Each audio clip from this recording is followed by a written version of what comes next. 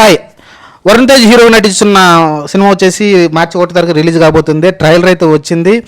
Operation Valentine cinema పేరుతో అయితే వస్తుంది. ఇది ఒక మొత్తం ఫైటర్ జెట్ మీదే ఉంటుంది సినిమా అంతా. రీసెంట్గా వచ్చిన ఫైటర్ చూసాం మనం, రుతిక్ రోషన్ తీసింది. అలానే తేజస్వి అని కంగనా రనౌత్ చేసిన ఆ సినిమా చూసాం. ఈ రెండు సినిమాలు కూడా సేమ్ ఈ సినిమాలు అన్నీ పోలి ఉంటాయి మనకైతే.